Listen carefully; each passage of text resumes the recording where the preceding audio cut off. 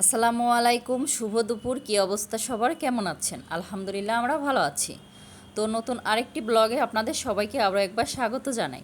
তো অনেক দিনই হচ্ছে বড় ভিডিও দেওয়া হচ্ছিল না, আপনাদের মাঝে শেয়ার করা হচ্ছিল না। তো ভাবলাম এই ভিডিওটা প্রায় অনেক দিন আগেই করা ছিল, তো আজকে হচ্ছে ভয়েস কভার করে ভাবলাম আপনাদের মাঝে ছেড়ে দেই। তো আপনারা দেখতে থাকুন, এনজয় করুন, আশা করছি অনেক অনেক ভালো লাগবে। তো আমি দুই কড়াই বসিয়ে রান্নাটা করে নিচ্ছি। তো দুই চুলায় পর্যাপ্ত পরিমাণ পেঁয়াজ কুচি আর হচ্ছে যে গোটা মশলা দিয়ে ভালো করে একটু লাল লাল করে ভেজে নিচ্ছি। এখানে হচ্ছে মুরগির মাংস রান্না করব।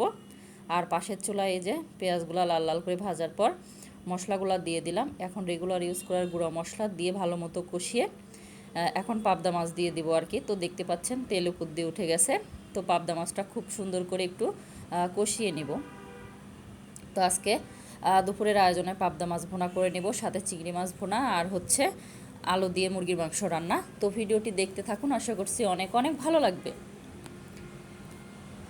তো পাশের চুলায় আমি এই যে গোটা মশলা সহ পেঁয়াজ লাল লাল করে ভেজে নিয়েছি। এখন এই যে বাটা মশলা দিয়ে দিচ্ছি, সাথে রেগুলার ইউজ করার যে মশলাগুলো লাগে ধনিয়া গুঁড়া, হলুদ গুঁড়া, লাল মরিচের গুঁড়া আর স্বাদ অনুযায়ী লবণ দিয়ে ভালো করে মশলাটা কষিয়ে নিতে হবে। ভিডিওর এই পর্যায়ে এসে এখন পর্যন্ত যারা ভিডিওটি দেখছেন অথচ একটা লাইক দিতে ভুলে গিয়েছেন, প্লিজ একটা লাইক দিতে ভুলবেন না। আর ভিডিওটি যদি বেশি বেশি ভালো লাগে কমেন্টের মাধ্যমেও জানাতে পারেন। চাইলে ভিডিওটি ফ্রেন্ড ও ফ্যামিলির মাঝে শেয়ারও করতে পারেন। তো আপনাদের সাথে কথা বলতে বলতে মশলাটা সুন্দর করে কষিয়ে নিয়েছি, উপর দিয়ে তেল উঠে গেছে। এখন এই যে আগের থেকে কেটে ধুয়ে পরিষ্কার করে রাখা মুরগি দিয়ে দিলাম। তো এখন ভালো মতো মশলার সাথে সুন্দর করে কষিয়ে নেব একটু সময় নিয়ে।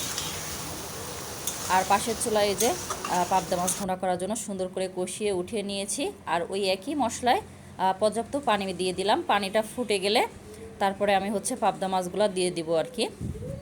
তো এই মাছটা রান্না করতে খুব বেশি সময়ের প্রয়োজন নেই, অল্প সময়ে রান্নাটা হয়ে যায়। তো মুরগির মাংসটা সুন্দর করে কষিয়ে এখন এই যে আলুগুলো দিয়ে দিচ্ছি। তো আজকে আলু আর ভেজে দিলাম না, এমনি দিলাম। তো ভাজলে একরকম টেস্ট লাগে, না ভাজলে আর এক রকম লাগে। তো মুরগির মাংসের আলু খেতে খুবই মজা লাগে। তো যাই হোক, পাবদা মাছের ঝোল ফুটে গেছে। এখন এই যে পাবদা মাছগুলো দিয়ে দিচ্ছি। তো এখন ঝোলটা শুকানো পর্যন্ত রান্না করে নিতে হবে। আর এদিকে মুরগির মাংস প্রায় কষানো শেষ। এখন এই যে পর্যাপ্ত পরিমাণ ঝোলের পানি দিয়ে দিচ্ছি মুরগির মাংসটা সিদ্ধ হওয়ার জন্য। আর আপনি যদি আমার চ্যানেলে আজকে নতুন এসে থাকেন, চাইলে আমার চ্যানেলটিকে সাবস্ক্রাইব করে নিতে পারেন। আর এই ভিডিওটি যারা ফেসবুক পেজ থেকে দেখছেন, চাইলে তারা পেজটা ফলো দিতে পারেন। আর আপনি যদি অলরেডি সেই কাজটি করে থাকেন, তো আপনাকে জানাই অসংখ্য ধন্যবাদ। তো আপনাদের সাথে কথা বলতে বলতে পাবদা মাছ ভুনা হয়ে গেছে, এখন নামিয়ে নিয়েছি। আর ওই একই কড়াই পরিষ্কার করে ধুয়ে এখন এই যে আবার পর্যাপ্ত পরিমাণ পেঁয়াজ কুচি দিয়ে আমি এই যে সুন্দর করে মশলা দিয়ে কষিয়ে এখন চিংড়ি মাছ দিয়ে দিচ্ছি। তো চিংড়ি মাছটাও সুন্দর করে ভুনা করে নেব।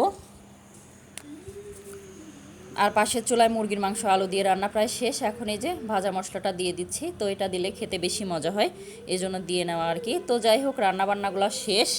তো এখন নামিয়ে নিব। তো একটু ফাইনাল লুক দেখিয়ে দিচ্ছি।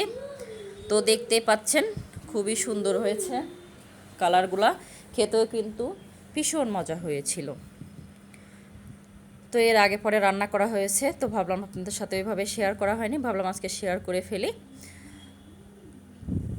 তো ভিডিওটি প্রথম থেকে শেষ পর্যন্ত দেখার জন্য সবাইকে ধন্যবাদ। আপনাদের সবার সুস্বাস্থ্য ও দীর্ঘায়ু কামনা করে আজকের ব্লগটি আমি এখানেই শেষ করছি। আল্লাহ হাফেজ, আসসালামু আলাইকুম।